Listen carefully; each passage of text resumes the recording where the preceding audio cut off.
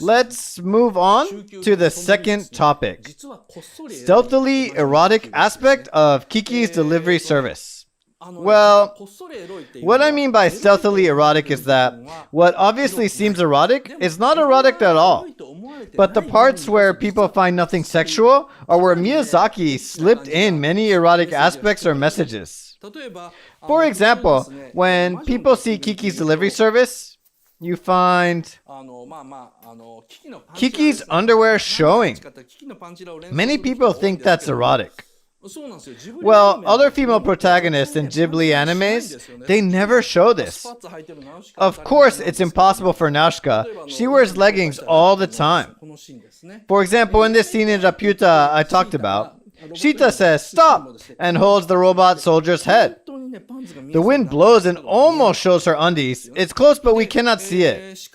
However, Kiki's underwear can be seen from the scene where she first flies. It even appears in a scene when she asks her dad to pick her up. It's what women call drawers. It's underwear that people are allowed to see. In other words, drawers are like short pants. That's why some people say it's not erotic.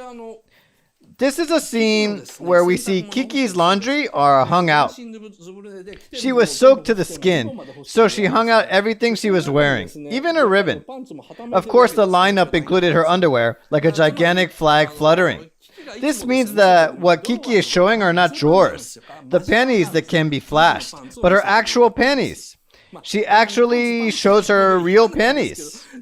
I loathe myself for saying panty this and panty that, but why is she showing her underwear? Some might say, come on, it's just the erotic thing, but they're wrong. Miyazaki would not make an erotic scene this way. Never. The panty is not shown by accident. It's meant to be shown. When you direct an anime, you control every image appearing on the screen. Like, you make an animator draw a picture and tell someone else to color it with the color you designated.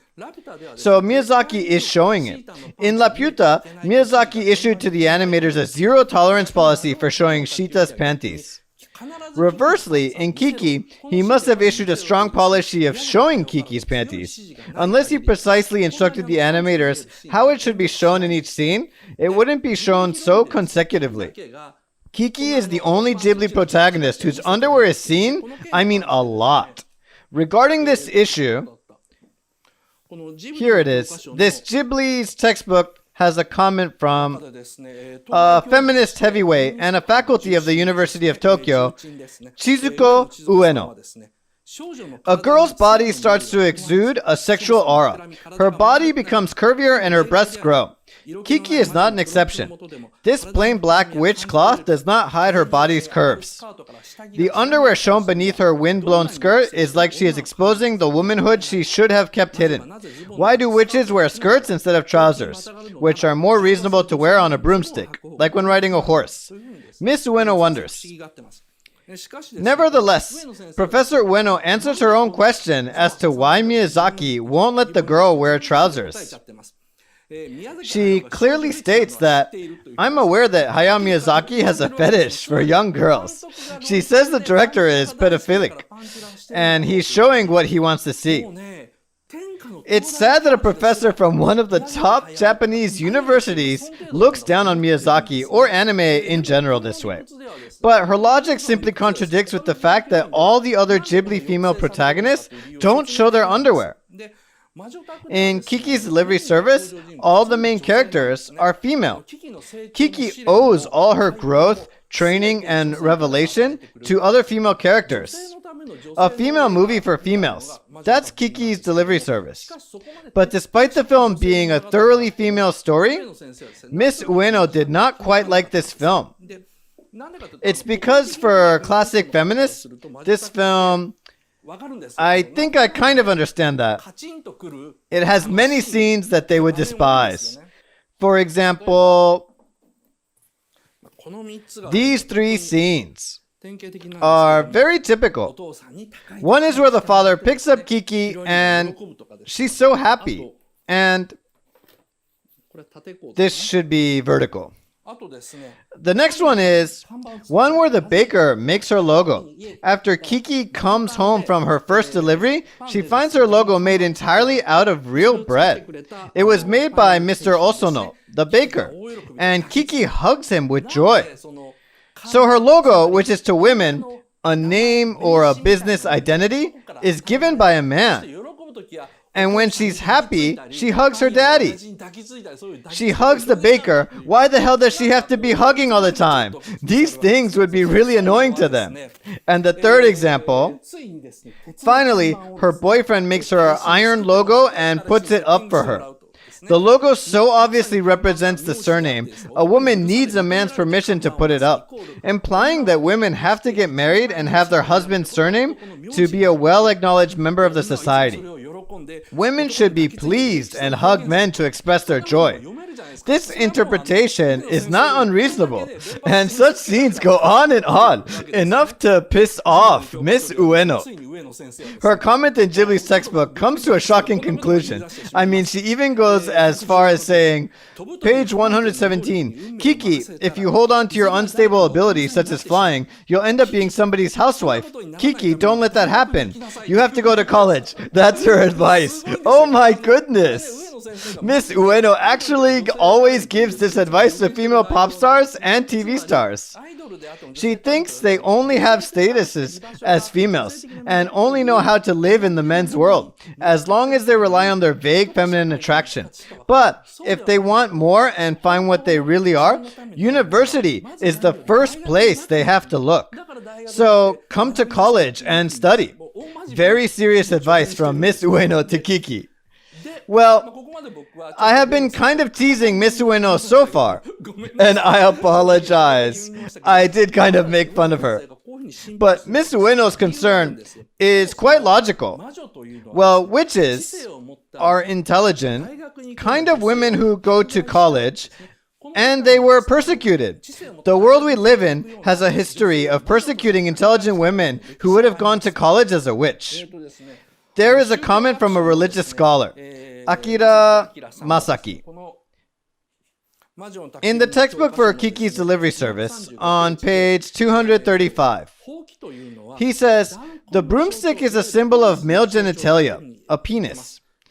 And evidence backing his theory includes this copper print by Goya in 1799. Actually, a typical image of a witch's broomstick with the brush at the back is something relatively new. Witches in fairy tales in the 19th century ride on their broomsticks with the brush pointing backwards. But in the era of this picture, in the 17th and 18th centuries, the time of witch hunts, the brush points forward. The brush is at the front, and this can clearly be recognized as a symbol of a penis. Harry Potter, Sally the Witch, all the modern witches fly with the brush at the back. This is because this symbolism started to make no sense over time. The advancement of women made it natural for them to take higher education and work outside their home. That's when the brush finally started to point backwards. We only know these resultant images, so took it for granted that they fly with the brush at the back. For us, it's just natural for women to be intelligent, but before that, the brush was pointing forward. A woman, being rational, like men, talking about politics, society, and other academic topics, that was regarded as masculinization of a woman. The witch was a symbol of such masculinization. Actually, witches were these women who were equally or more intelligent than men and were harshly persecuted by medieval Christian society. By the way, Jesus, according to Catholics, is like a pioneer of medical treatment for curing people. You know, those episodes of Jesus curing people, like when he told a person with weak legs to walk, they did, and when he said, open your eyes, a blind man became capable of seeing. They show how Jesus was a healer. So, in the Christian society, after that healer was gone, all the people could do was to wait for the second coming of Jesus Christ. But there were these smart women privately doing what he used to do, heal people.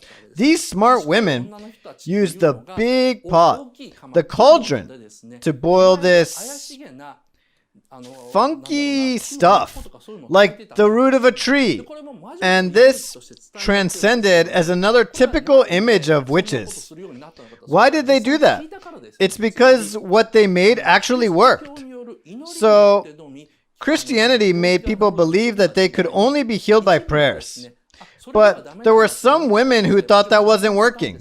Of course, some men thought the same, but men were more likely to be under the Christian influence. So these women with practical views started making potions with a cauldron that actually worked. The Christian society saw this as hearsay, a forbidden fruit of knowledge. They didn't care if it's scientifically appropriate. It was knowledge that people should not have.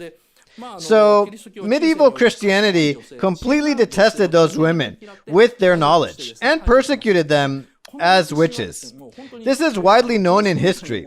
It's like your ABCs. So, Miss Ueno, of course, is well aware of this. So, I mean, you can see Kiki's delivery service and think that the girl regained her magic power by falling in love. Kiki lost her magic power due to her envy, but regained it by finding real love, and became the star of the town. Nice. It's natural to see it this way, which is purely unacceptable to Miss Ueno. How dare you depreciate the history of women like that, she might say. Someone just commented, maybe she just doesn't know. Yes, she does. She has to know it. Even I know this. Miss Ueno has to know it. I really mean it.